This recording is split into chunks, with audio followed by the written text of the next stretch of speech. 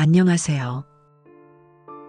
오늘은 이진우 교수의 책 화내며 살기엔 인생이 너무 짧다를 바탕으로 우리 모두의 이야기를 나눠보려 해요. 지하철에서 누군가 발을 밟고 지나갔을 때, 길이 막혔을 때, 누군가의 말 한마디에 가슴이 뛸 때, 우리는 하루에도 몇 번씩 화를 냅니다. 그리고 그 화는 상대방보다 우리 자신을 더 오래 괴롭히죠. 문득 이런 질문을 하게 됩니다. 그렇게 화내며 살아야 할 만큼 인생이 길기나 한 걸까? 화는 감정이 아니라 해석입니다. 회사원 A씨는 상사에게 "넌 이 정도면 만족해?" 라는 말을 듣고 밤새 잠을 못 잤습니다. 내가 형편없다는 뜻이구나 생각하며 사표까지 고민했죠. 같은 말을 들은 동료 B씨는 "네, 확인해 보겠습니다라고 답하고는 평온하게 자리로 돌아갔습니다. 차이는 무엇이었을까요? 상사의 말이 아니라 그 말을 해석하는 방식이었습니다. 우리는 흔히 화를 어쩔 수 없이 찾아오는 감정이라고 생각합니다. 하지만 고대 로마의 철학자 세네카는 2000년 전에 이미 말했습니다. 사람은 자신이 믿는 것만큼 상처받는다고요. 화를 낼 때 우리 안에는 은밀한 기대가 작동하고 있습니다. 세상은 내 뜻대로 되어야 해. 사람들은 나를 존중해야 해. 일은 계획대로 진행되어야 해. 하지만 세상은 단 한 번도 우리 기대대로 움직인 적이 없습니다. 그렇다면 바꿔야 할 건 세상이 아니라 세상을 바라보는 우리의 시선입니다. SNS 속 행복한 사람들과 불행한 나. 30대 직장인 김지혜 씨의 하루는 이렇게 시작됩니다. 알람을 끄고 스마트폰을 켜면 SNS에는 친구들의 행복한 소식만 가득합니다. 제주도 여행을 간 친구, 승진한 동기, 새 차를 산 선배. 출근하는 지하철 안에서 그는 생각합니다. 나는 왜 이렇게 살고 있지? 똑같이 일하는데 왜 저 사람은 승진하고 나는 제자리일까? 같은 나이인데 왜 저 사람은 여행 다니고 나는 월세도 버거울까? 이진우 교수는 말합니다. 비교는 타인을 향한 화로 끝나지만 결국 자신을 향한 분노로 돌아온다. 우리가 보는 SNS는 누군가의 삶 전체가 아닙니다. 화려한 여행 사진 뒤에는 카드 대금이 있을 수 있고, 승진 소식 뒤에는 매일 밤 11시까지 이어지는 야근이 있을 수 있습니다. 우리는 남의 하이라이트와 나의 일상을 비교하며 스스로를 불행하게 만듭니다. 진짜 평온은 비교를 멈출 때 찾아옵니다. 남의 속도가 아니라 나의 속도로 걷기 시작할 때입니다. 복수는 독약을 마시고 상대가 죽기를 바라는 것. 45세 회사원 박철수 씨에게는 3년 전부터 잊지 못하는 동료가 있습니다. 그가 준비한 프로젝트를 가로챈 후배였죠. 그 후배는 승진했고 박 씨는 여전히 제자리입니다. 박 씨는 매일 아침 출근하며 생각합니다. 언젠가는 저 녀석도 실패할 거야. 그때 두고 보자. 그런데 이상합니다. 3년이 지났는데 힘든 건 그 후배가 아니라 박 씨 자신입니다. 후배는 잘 웃고 잘 지내는데 박 씨는 불면증으로 병원을 다닙니다. 누군가 이렇게 말했습니다. 복수는 독약을 마시고 상대가 죽기를 바라는 것과 같다. 그 후배는 박 씨를 기억이나 할까요? 아마 잊었을 겁니다. 하지만 박 씨는 매일 그를 떠올리며 분노를 키웁니다. 상처받은 순간은 이미 과거인데 복수심은 그 과거를 현재로 만들어 우리를 묶어둡니다. 진짜 용서는 상대를 위한 것이 아닙니다. 나를 해방시키는 선택입니다. 화는 불과 같습니다. 붙잡으면 나를 태우고 놓아주면 따뜻함이 됩니다. 통제할 수 없는 것을 받아들이는 지혜. 서울에 사는 이민정 씨는 작년에 아버지를 암으로 잃었습니다. 진단을 받은 후 6개월 동안 그는 미친 듯이 정보를 검색했습니다. 최고의 병원, 최신 치료법, 항암에 좋다는 음식들. 모든 걸 통제하려 했습니다. 하지만 병은 그의 의지와 상관없이 진행됐고 아버지는 세상을 떠났습니다. 장례를 치른 후 그는 깨달았습니다. 정작 중요한 건 병을 고치는 게 아니라 아버지와 함께하는 시간이었다는 것을요. 마지막 몇 달 그는 정보 검색 대신 아버지와 대화했어야 했습니다. 손을 잡고 앉아 있었어야 했습니다. 하지만 그는 통제할 수 없는 것을 통제하려다 정작 할 수 있는 것을 놓쳤습니다. 세네카는 말했습니다. 운명을 거스르려 하지 말고 운명과 함께 노를 저어라. 인생에는 우리가 바꿀 수 없는 것들이 너무나 많습니다. 날씨, 타인의 마음, 질병, 세상의 흐름. 하지만 우리는 그 일을 어떤 마음으로 맞이할지 선택할 수 있습니다. 분노로 맞이할지, 수용으로 맞이할지. 삶의 평정은 거대한 깨달음이 아닙니다. 지금 이 순간 내가 할 수 있는 것에만 집중하는 단순한 연습입니다. 나중에는 오지 않습니다. 52세 김영희 씨는 어머니 장례식장에서 울었습니다. 후회 때문이었습니다. 엄마, 다음 주에 밥 먹으러 가자. 엄마, 요즘 바빠. 주말에 전화할게. 엄마, 여행? 내년에 가자. 올해는 일이 많아. 그의 나중에는 영영 오지 않았습니다. 어머니는 갑작스런 뇌졸중으로 세상을 떠났습니다. 유품을 정리하다 그는 초등학교 때 자신이 쓴 편지를 발견했습니다. 엄마, 사랑해요. 나중에 크면 엄마한테 맛있는 거 많이 사줄게요. 어머니는 그 편지를 40년 넘게 간직하고 계셨습니다. 그런데 정작 크고 나서 그는 어머니에게 밥 한 끼 제대로 사드린 기억이 없습니다. 항상 바빴으니까요. 세네카는 삶의 짧음에 대하여에서 이렇게 말했습니다.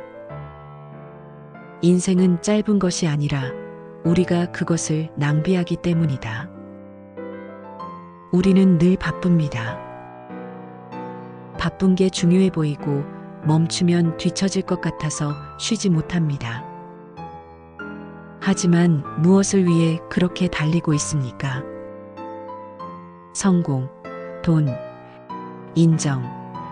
그 모든 것이 사랑하는 사람과의 시간보다 중요합니까? 시간은 아무도 기다려주지 않습니다.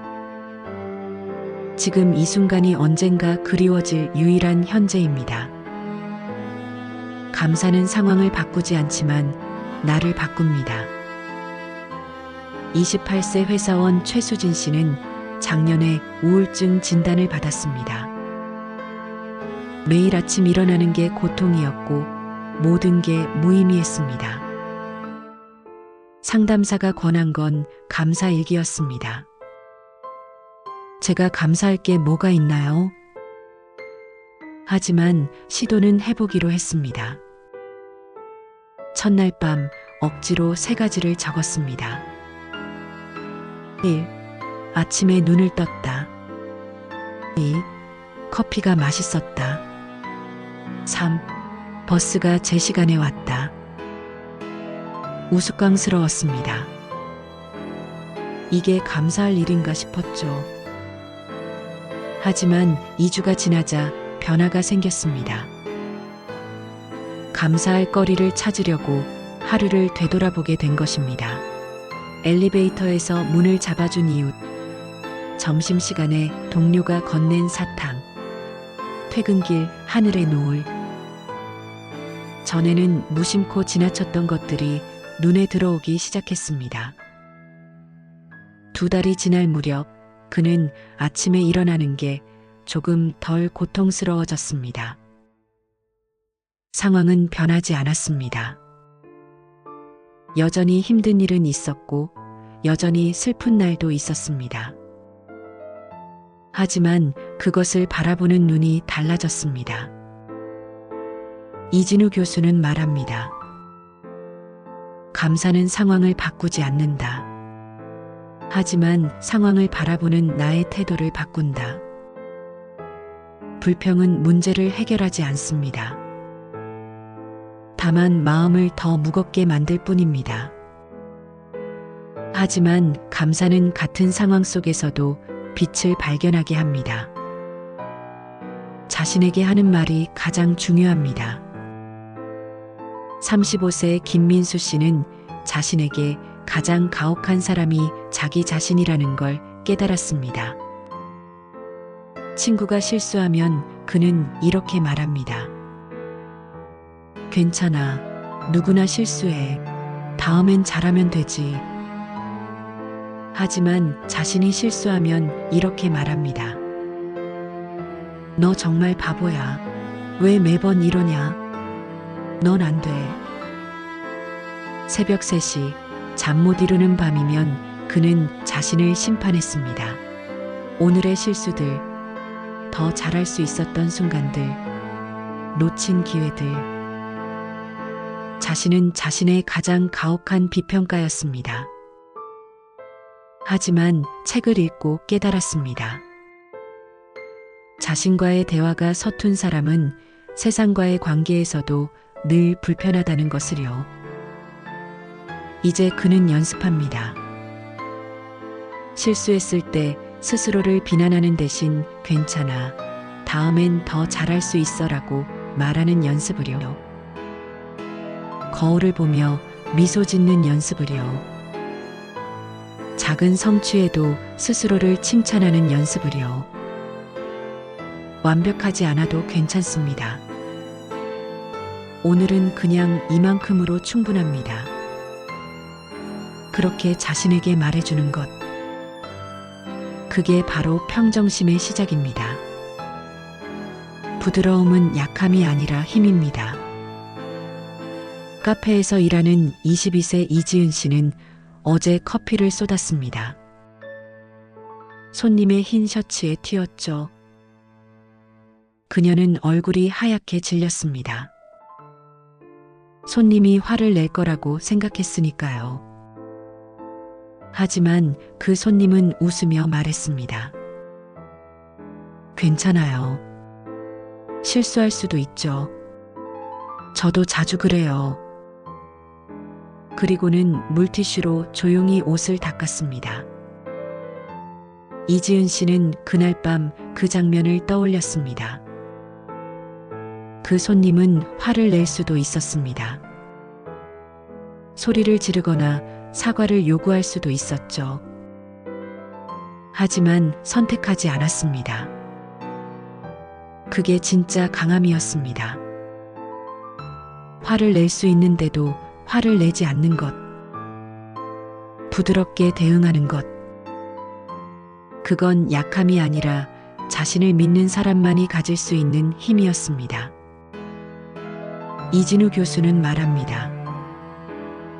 진짜 강한 사람은 화가 나도 부드럽게 말할 줄 아는 사람이다. 상대가 나를 이해하지 못해도 괜찮습니다. 내가 나를 이해하고 있다면 그걸로 충분합니다. 삶의 고요함은 외부의 소음이 사라져서 오는 게 아니라 내 안의 분노가 잠들 때 찾아옵니다. 새는 어제를 후회하지 않습니다. 창밖을 보세요. 나뭇가지에 앉은 새 한 마리가 노래합니다. 그 새는 내일 먹이가 있을지 걱정하지 않습니다. 어제 날씨가 추웠던 걸 후회하지 않습니다. 그냥 지금 이 순간을 노래할 뿐입니다. 우리가 화를 내는 이유는 대부분 과거나 미래에 머물기 때문입니다. 그때 왜 그랬을까? 앞으로 어떻게 될까? 하지만 평온은 오직 지금 여기에 있습니다. 지금 이 순간 숨 쉬는 것, 그게 살아있다는 증거이자 감사의 이유입니다. 슈퍼마켓 계산대에서 카드가 안 될 때, 버스가 눈앞에서 떠날 때, 커피를 쏟았을 때, 우리는 선택할 수 있습니다. 화를 낼지, 웃으며 넘길지. 완벽한 하루는 없습니다.